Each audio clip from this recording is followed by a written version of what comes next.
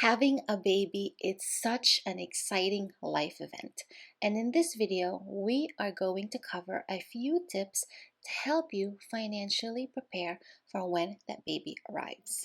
Here in the United States, we lack a lot of universal social policies that make it easy to raise a child.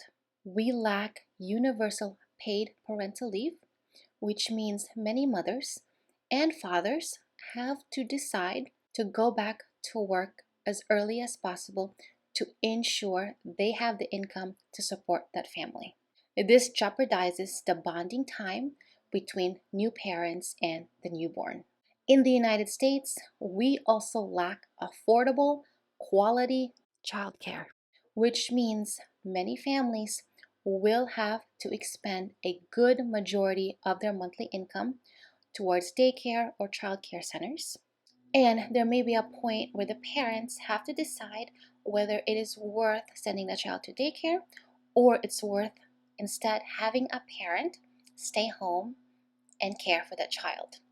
When a parent stays home to care for a child, it means that parent, sometimes mostly mothers, do not have the opportunity to earn income, do not have the opportunity to save and invest that income, and do not have the opportunity to earn Social Security credits from that income. Additionally, the workplace does not support a lot of scheduling flexibility when it comes to children.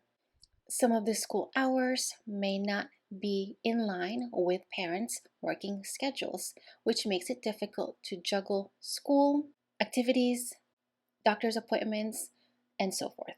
And lastly, too, there is still some bias in the workforce when it comes to mothers.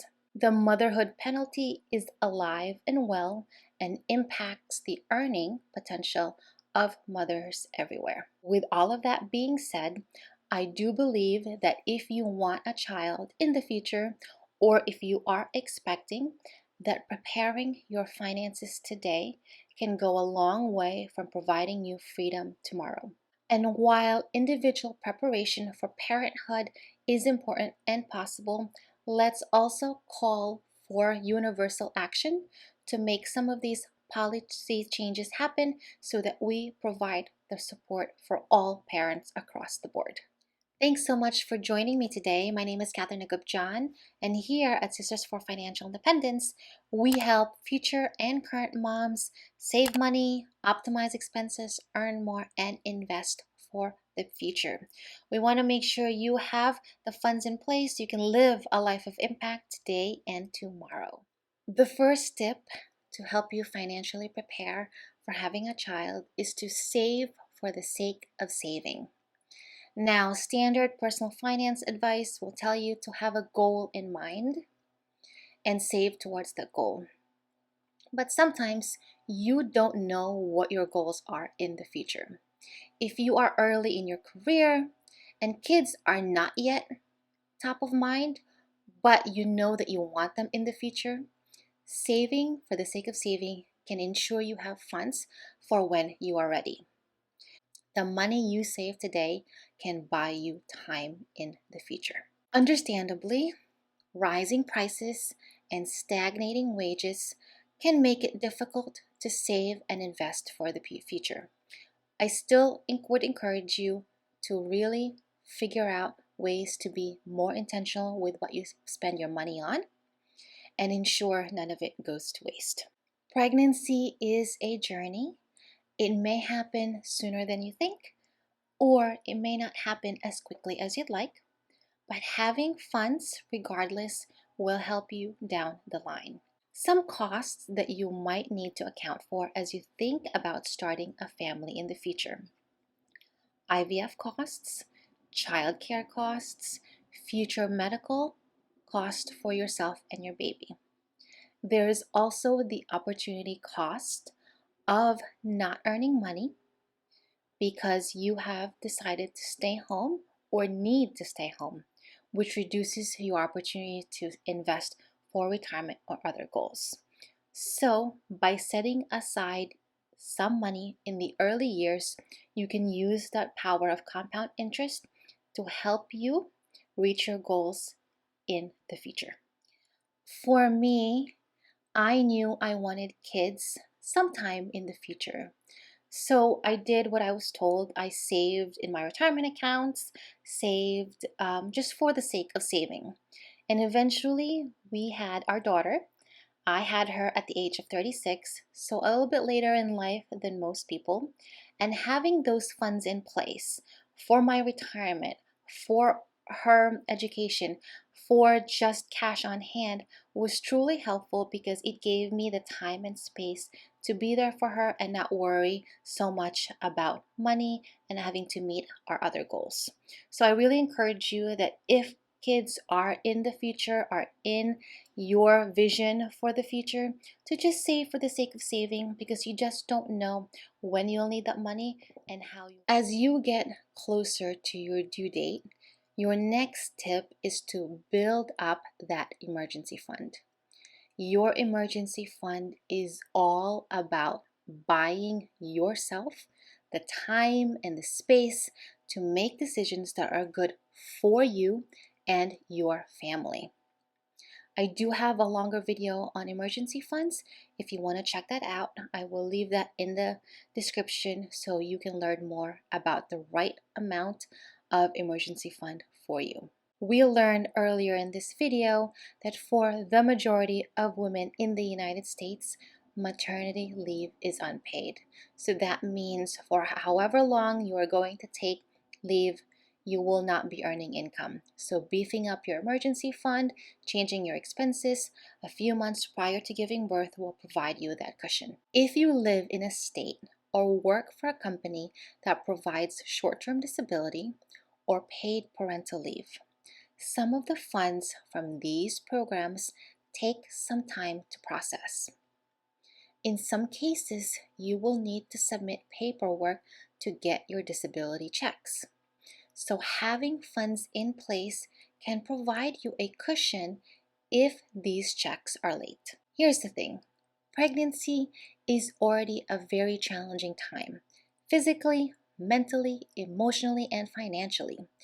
Building a financial cushion can help alleviate some of the stress. Now, I wish for all of us to have smooth pregnancies and easy deliveries, but that is always not the case. The pregnancy, birthing, and fourth trimester process is different for everyone.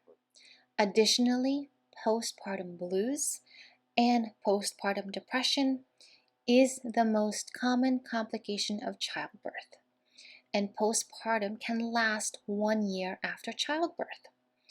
Postpartum can impact your ability to perform your job functions, which may affect your earning potential.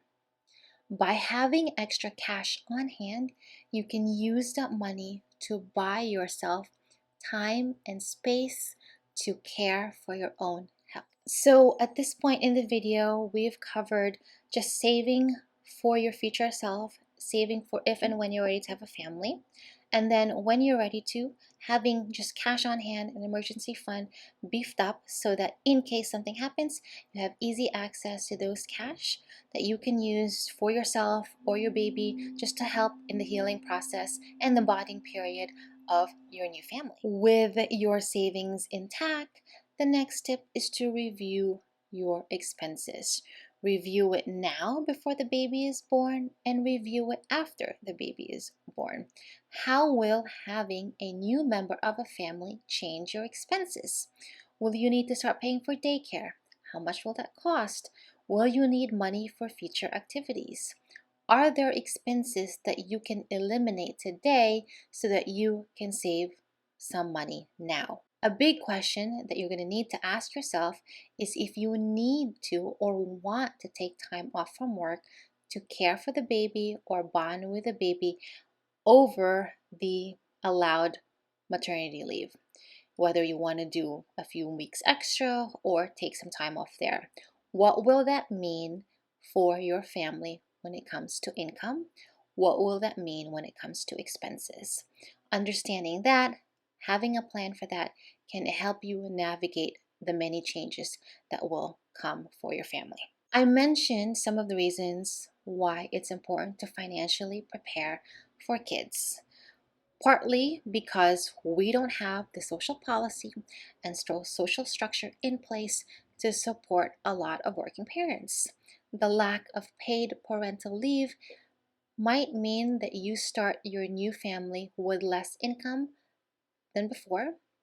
The lack of affordable childcare might mean that now a large portion of your income goes to childcare and reduces your opportunity to save and invest.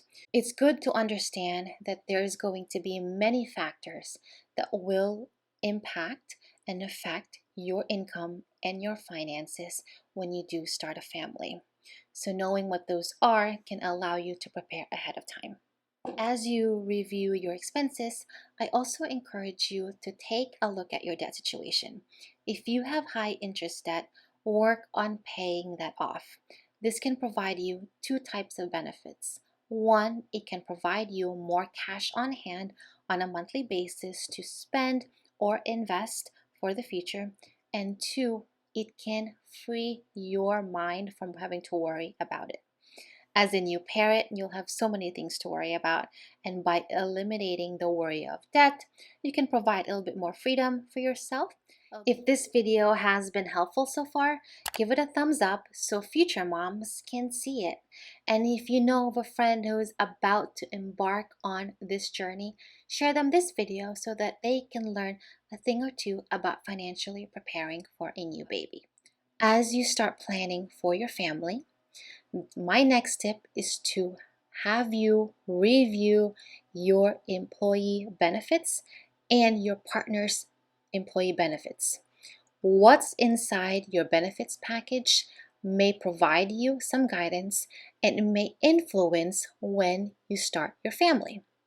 Do not wait until you are pregnant or towards the end of your pregnancy to review these benefits. It may be necessary for you or your partner to stay at a job longer than you want to so that you can take advantage of specific parental or health benefits.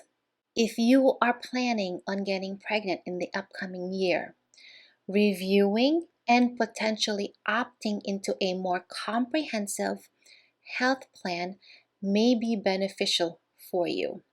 So during benefits enrollment season, review the health plans and see if you need to switch to a different plan that will provide you more coverage during pregnancy, childbirth, and after. Again, because we lack universal benefits and policies for new parents, if you're interviewing for a new job, take the time to ask about parental leave benefits from your prospective employers. Employers also need to start stepping up when it comes to providing benefits for new parents. So, vocalizing that these kinds of benefits are necessary to attract you as a top talent can help everyone across the board. I mentioned that I had my daughter at the age of 36, and in the medical community, this is called AMA, Advanced Maternal Age. And sometimes during this period in your life, if you're having a child a little bit later, you will need to go through a gamut of tests to make sure that you yourself are healthy enough and your baby is healthy enough to fully develop. And this can mean money.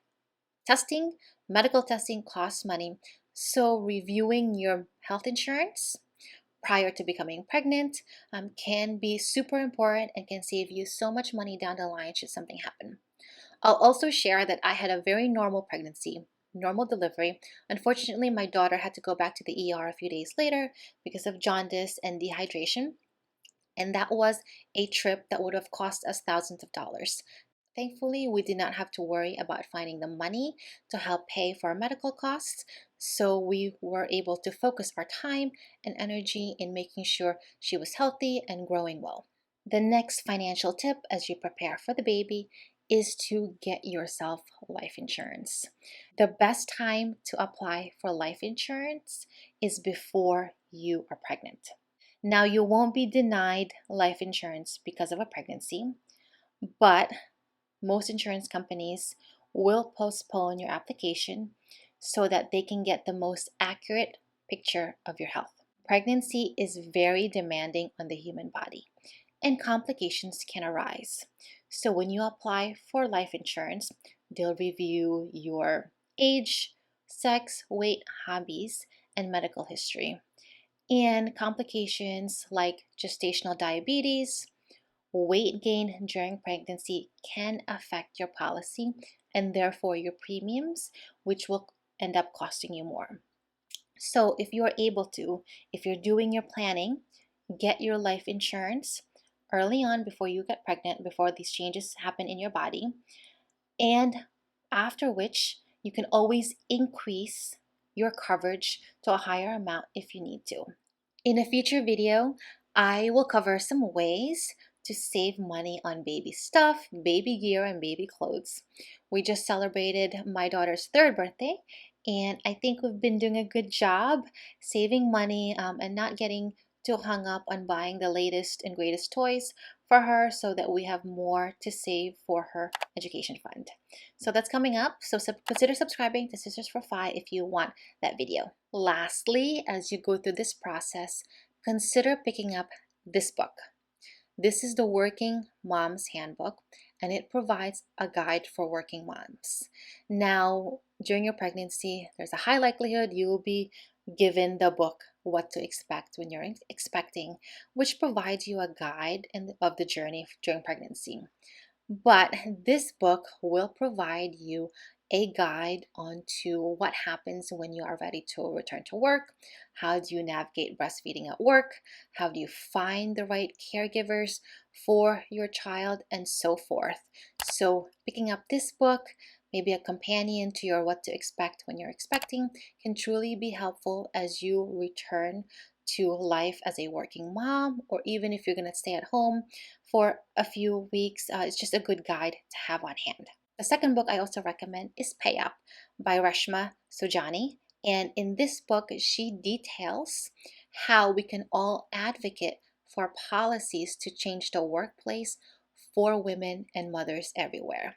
This means calling for paid parental leave, calling for affordable childcare, and having those social policies in place so that it lifts up the mothers across the country and provides the right support for them. So consider picking it up as you go through your financial planning journey so that we can also create some change along the way. If you found this video helpful and want similar content so that you can prepare yourself financially to be a new mom, to be a new parent, then consider subscribing to Sisters for Fi. I would also recommend checking out this video if you do make the choice to stay home with your kids, even for a year or two. This video shows you how you can continue to save for retirement for yourself so you have funds in place in the future. And I also want you to check out this video about life insurance, about why working moms and stay-at-home moms need life insurance, at least some kind of coverage should something happen to you to protect your family. So I will see you in the next video. Bye.